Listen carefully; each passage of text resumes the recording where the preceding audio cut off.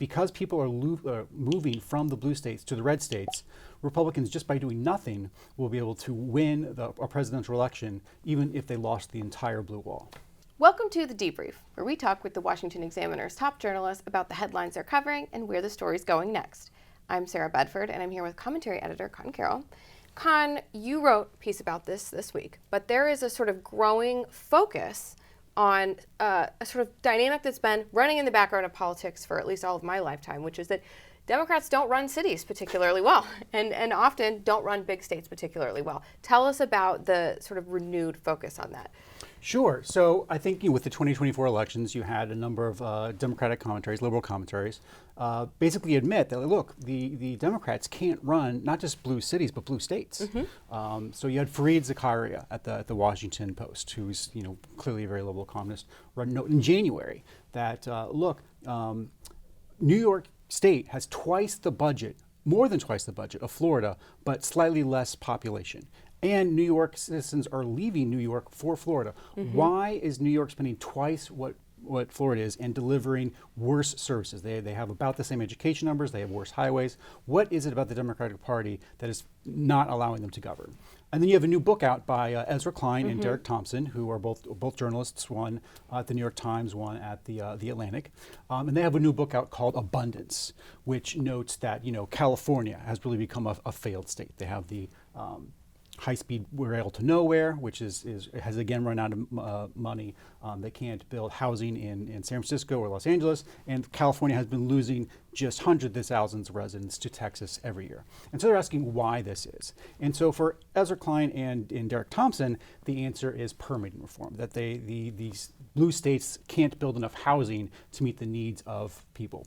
But when you look at their book that they've actually written, they have no actual plans about how to reform these permitting laws. They talk about the National Environment Planning Act, NEPA, which I talk about all the time, but they don't really say how it should be reformed. Same with the California Environmental Quality Act. So the state of California, the UC Berkeley system wanted to build a dorm, and there was residents there who were able to use CEQA, this law, to prevent this dorm from being built for years. And finally, the state legislature had to come in, and they didn't repeal CEQA, though. All they did is say this law doesn't apply to University of California system. So it's nice that they can exempt colleges from it, but what about the rest of the state that wants to build? They have no real answer for that. And so my article pointed that out, but they also really pointed out that another reason why blue states can't govern is because of government unions.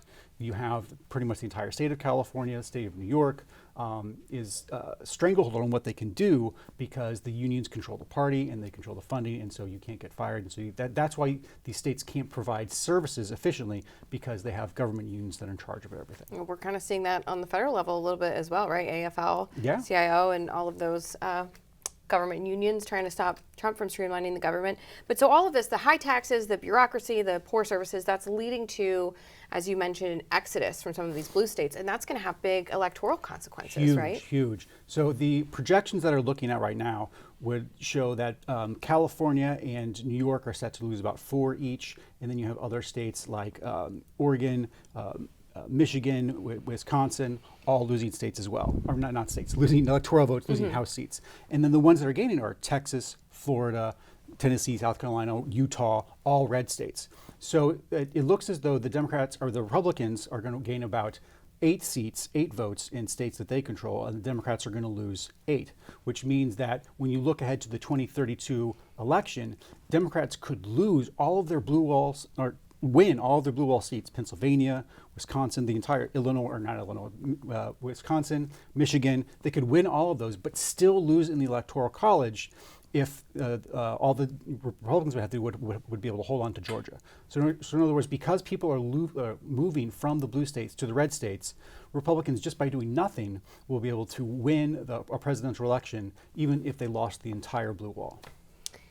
Now, something is happening in sports ball that you would like to talk about. Please tell us about sports. Well, I know how interested you are in the men's basketball tournament. Yeah. You talk about it all the time. I can't shut up about it. So every March, it's called March Madness. College basketball has a tournament, and since 1975, you've had this field of 64 teams that go in. And then after the first weekend of play, that's cut down to what's called the Sweet 16. So you've had the Sweet 16 since 1975, and this is the first year ever that every team in the Sweet 16 was from a power conference, was from a big school. So there's no Cinderella story this year. There's no small team that made it. And a lot of people believe that is because of the new name and licensing era, the NIL era. Basically, college players since 2021 are getting paid. And it's not that college players getting paid is bad. It's that unlike every other sports league in the world throughout history on the planet, college athletes right now in the current system are functionally free agents at the end of every year. So, for example, with Major League Baseball, if a Major League Baseball brings up a kid and signs him and drafts him, they have him for 6 years before he can become a free agent. In the NFL, it's 5 years. But if you're a small mid-major school like Dayton or Tulane, something like that, and you have a player that you found and recruited and does really well 1 year, he's gone the next year, because the big schools will just swoop in and pay more money to go play for their schools. I see. So all of the big schools have scooped up all the talent, and that's why you don't have any of the smaller schools making the Sweet 16 this year. And this is actually a public policy issue, because in order to create a system where players aren't free agents at the end of every year, you're going to need an antitrust exemption for the colleges to set rules so that they can have longer contracts and they can prevent players from moving around. This might be a dumb question, but could you pay the players and just not let them transfer schools? Like, could you lock them into their school but still pay them if they're talented? You could, yes, but in order to have the schools coordinate and set those rules, that would require an antitrust exemption. Because as soon as you have the schools getting together and saying, look, we're going to decide that whenever you sign a player, it has to be a minimum for 2 or 3 years, that is a restraint of trade. That you're restraining the student's ability to then transfer and get as much money as they can. And so in order to do that, in order to make that cooperative agreement to limit player mobility, that would require an antitrust exemption. Almost interesting to me. Thank you, Conn, so much for being here today. Absolutely. You can get more writing from Conn and the rest of the commentary team at washingtonexaminer.com.